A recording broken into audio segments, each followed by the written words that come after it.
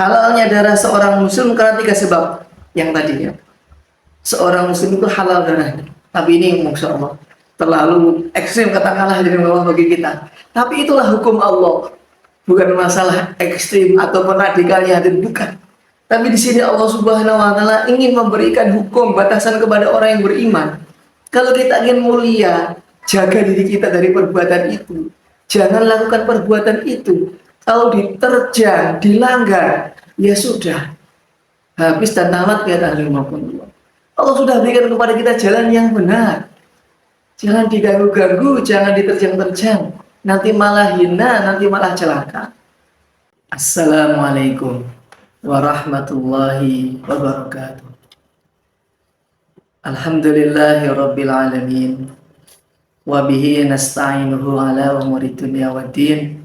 Wassalatu wassalamu ala khairi khalqihil amin, Nabiina Muhammadin wa ala alihi wa ashabihi ajma'in, amma ba'd.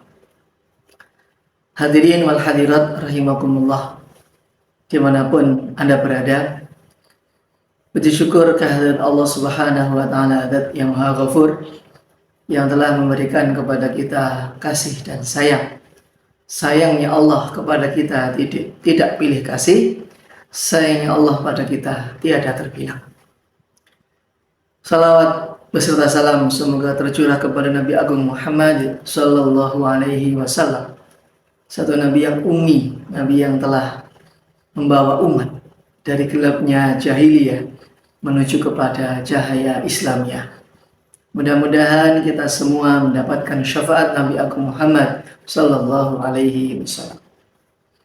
Hadirin wal hadirat rahimakumullah, mari kita lanjutkan kajian kitab Arba'in An-Nawawiyah. Pada sesi kali ini kita memasuki hadis ke-14. Berikut bunyi hadisnya. Bismillahirrahmanirrahim. An Ibni Mas'udin radhiyallahu anhu qala qala Rasulullah sallallahu alaihi wasallam, la yahillu damu mri'in muslimin illa bi ihda thalathin, at-thayyibu zani wan nafsu bin nafsi wa tariku lidinihi al-mufariqu lil jamaah. Rawahul Bukhari wa Muslim. Bismillahirrahmanirrahim. Dari sahabat Ibnu Mas'ud radhiyallahu taala anhu, ia berkata, Rasulullah sallallahu alaihi wasallam bersabda, tidak halal darah seorang muslim kecuali karena salah satu dari 3 sebab. Tidak halal. Makna tidak halal berarti haram. Karena darah seorang muslim adalah kehormatannya mulia. Yang pertama, orang yang telah menikah kemudian dia berzina, fa'iyadzubillah. Yang kedua, jiwa dengan jiwa, yakni karena membunuh yang dibunuh. Seandainya tidak terjadi, maka yang dibunuh bisa saja dia masih hidup karena tidak takdir meninggal, malah yang akan dibunuh malah yang terbunuh. Kemudian yang ketiga, orang yang meninggalkan agamanya atau murtad, naudzubillah, keluar dari agama Islam, lagi memisahkan diri dari jamaah kaum muslimin. Hadis riwayat Bukhari dan Muslim. Hadis Bukhari nomor 6878 dan Muslim nomor 1676. Hadirin rahimakumullah, alangkah mulianya seorang muslim. Paling mulia adalah kehormatannya, jiwanya, nyawanya, karena itu adalah segalanya bagi dirinya.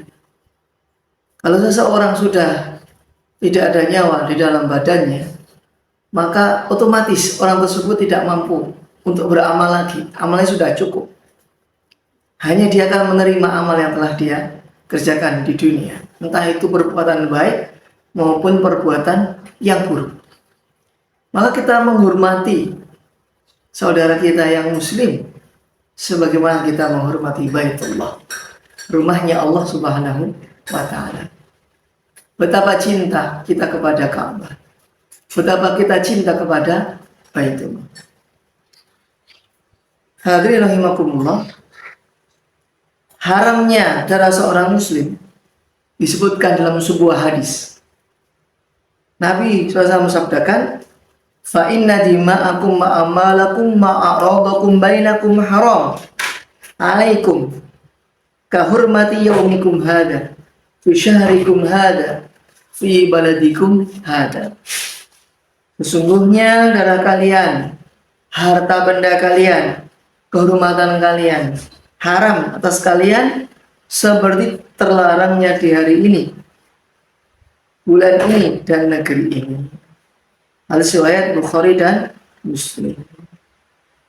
Masya Allah. Inilah sungguh kita ada jiwa ikramul muslimin, memuliakan saudara muslim kita yang lain.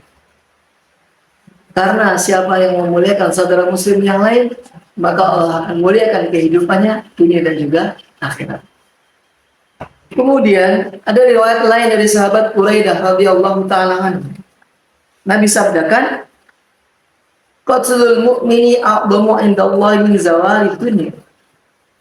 Sungguh dosa membunuh seorang mukmin hadirin rahimakumullah, jiwa seorang mukmin yang sangat berharga nilainya di sisi Allah Subhanahu wa Ta'ala, itu lebih besar dosanya daripada hancurnya dunia ini, min zawali dunia. Allah karim, ya Allah. Hari ini kita bisa melihat bagaimana yang menjajah Palestina, berapa ribu jiwa orang yang beriman telah syahid di jalan Allah. Alangkah Allah Subhanahu wa Ta'ala murka, benci kepada orang-orang tersebut yang telah menganiaya daripada orang Islam. Mudah-mudahan mereka dapat hidayah. Kalau seandainya kok tidak dapat hidayah, tunggu satu saat nanti Allah Subhanahu wa Ta'ala akan berikan balasan kepada mereka. Hadirin rahimakumullah. Kemudian faedatul hadis. Hadis ini yang pendek ini memiliki daripada keutamaan hadis. Yang pertama adalah terhormatnya darah seorang muslim. Alangkah mulianya, alangkah terhormatnya, alangkah wibawanya darah seorang muslim. Jiwa seorang muslim, orang yang beriman, itu mulia di sisi Allah. Karena satu orang yang beriman, ini kita contohkan hadirin, penalaran yang mudah, cara kita berpikir mudah, ya. Semahal apa sih harga iman orang yang beriman itu? Sungguh dunia ini la taqumu sa'ah. Dunia ini tidak akan pernah terjadi hari kiamat. Sampai di atas muka bumi ini masih ada orang yang mengucapkan Allah, Allah, Allah. Masih ada yang beriman kepada Allah. Maka dunia ini masih utuh, belum kiamat. Tapi kalau tidak ada orang yang beriman satupun di dunia ini, sudah hancur lebur dunia ini, jadi debu. Inilah kemuliaan seorang mukmin. Orang yang beriman sangat mulia. Satu orang yang beriman dengan keimanannya menjamin seluruh kehidupan umat manusia.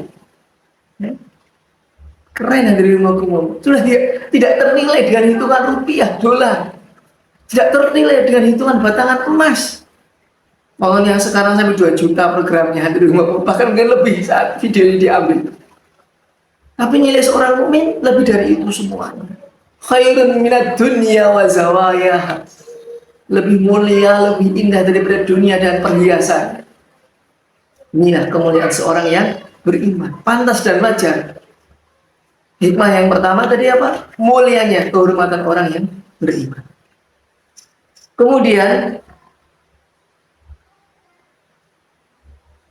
halalnya darah seorang muslim karena 3 sebab yang tadi, ya.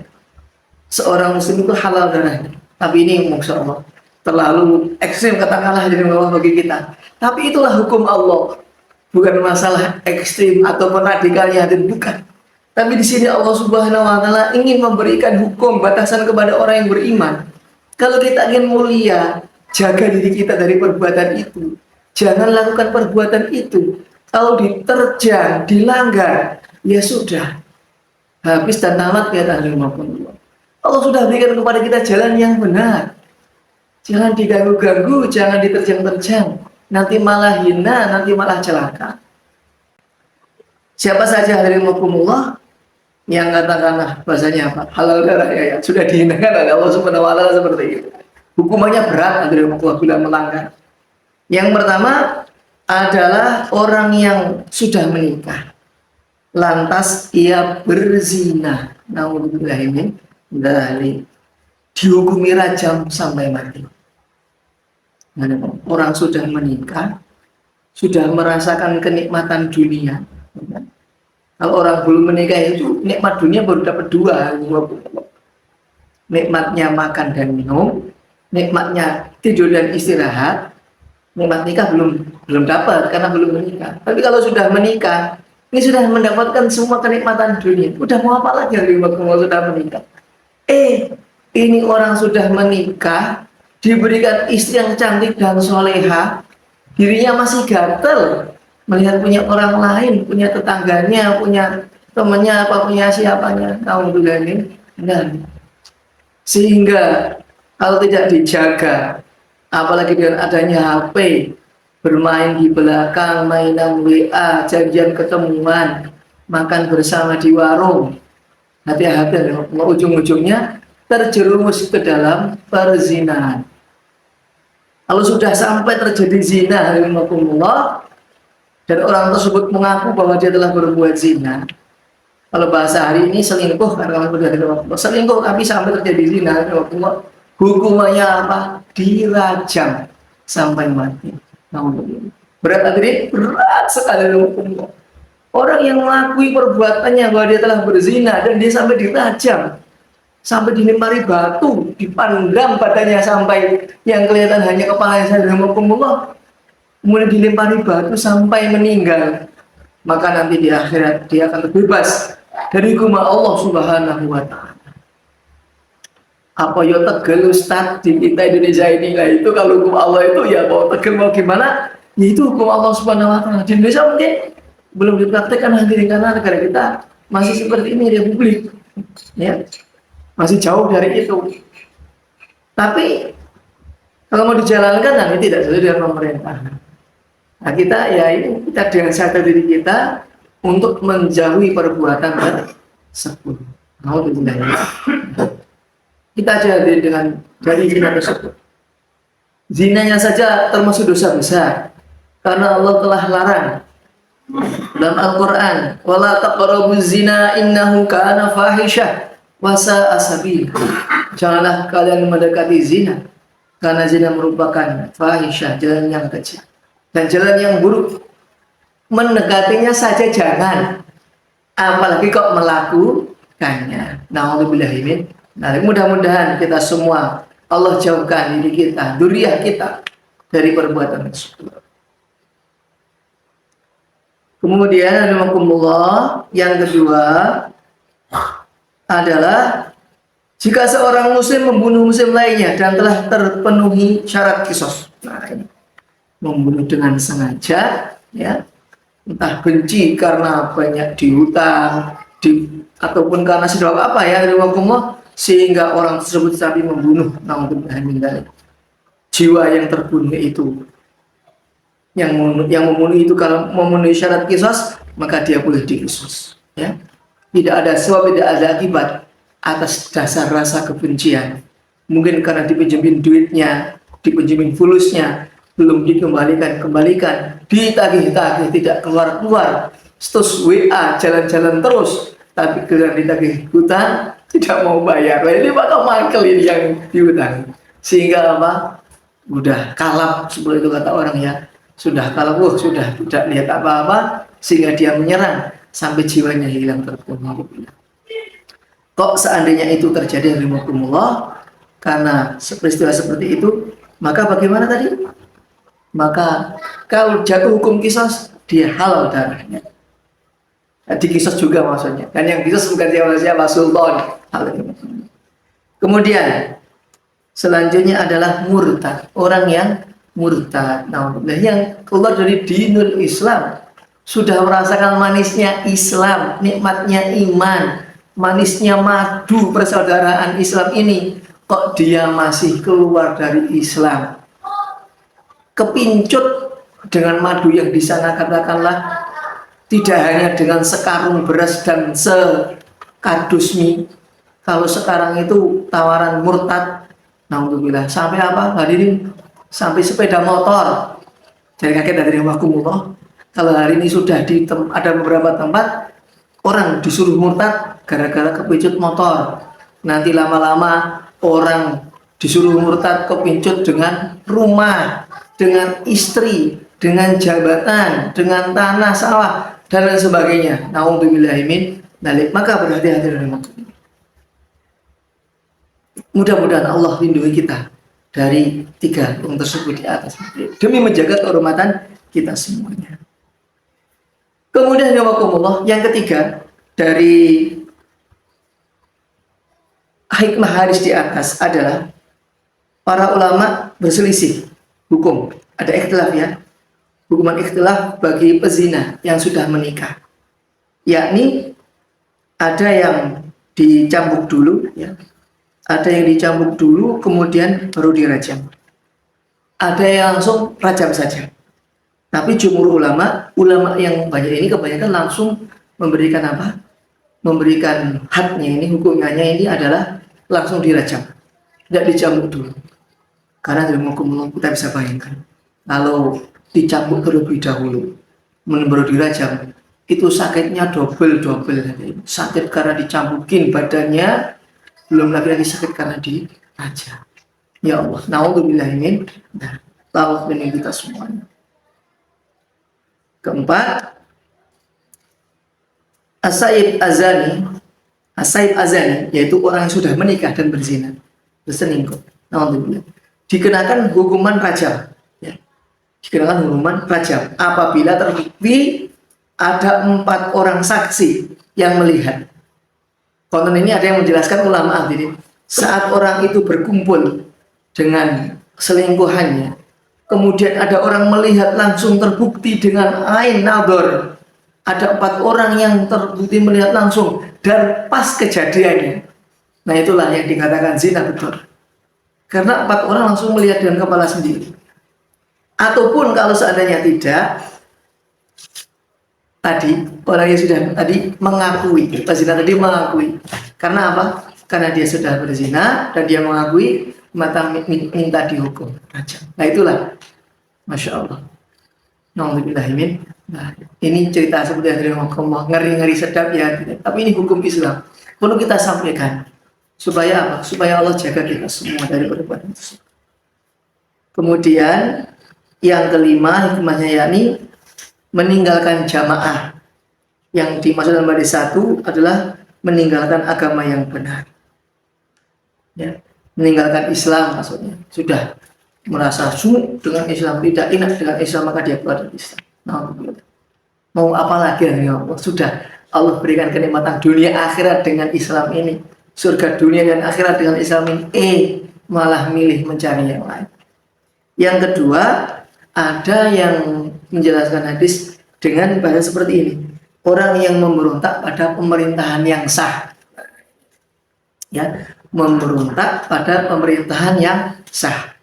Sudah jelas-jelas di Indonesia ini negara hukum, ya, pemerintah sudah mengatur demikian rupa, malah gembosi pemerintahan, ngajak-ngajak merdeka sendiri, ngajak-ngajak untuk melawan pemerintahan, ya. Sudah tahu pemerintah ingin membuat rakyatnya makmur dan baik, ini ada segelintir orang yang sengaja membuat onar, membentrokkan antara pemerintah dengan rakyat karena ketidakpuasan seperti yang dimaksud. Nah ini juga perlu kita tandai. Kemudian yang keenam, yang terakhir hadirin, yang boleh menjalankan eksekusi mati. Nah, ini yang boleh menjalankan hukum rajam tadi siapa? Adalah imam kaum muslimin, sultan. imamnya kaum muslimin, yakni sultan. Ya. Kalau di kita karena belum tahapannya belum sampai ke sana, ini masih berstatus hukum yang ada di pemerintahan. Mungkin sudah ada di hukum Islam yang betul-betul terjadi, entah di Arab ataupun di Aceh ataupun di mana ini betul-betul terjadi. Dan itu sultan yang berhak untuk menghukum orang yang telah berbuat salah tadi itu. Ya, dan tidak boleh dijalankan oleh serampangan sembarang orang. Tidak boleh.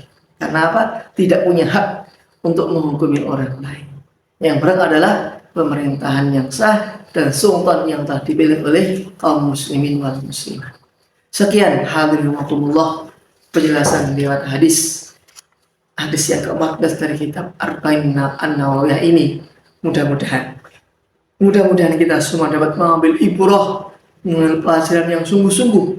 Diri kita, kehormatan kita terjaga, kehormatan anak istri kita terjaga, dan kehormatan saudara kita juga terjaga. Jangan sampai gara-gara benda ini, ya, gara-gara HP ini merusak status hubungan keluarga. Kita dengan ini mestinya kita semakin mendekat kepada Allah Subhanahu wa taala, bukan dengan ini malah menjauh dari Allah Subhanahu wa taala. Amin ya rabbal alamin. Silakan tetap istiqomah mengikuti channel Mullah Syar Official ini, dan silakan boleh video ini di-share ke saudara, ke teman yang lain. Insya Allah sangat bermanfaat untuk kita semuanya, ya. Dan silakan mohon request, tinggalkan jejak di kolom komentar di bawah. Ilahuna fastabiqul khairat. Syukran kasir. Wassalamualaikum warahmatullahi wabarakatuh.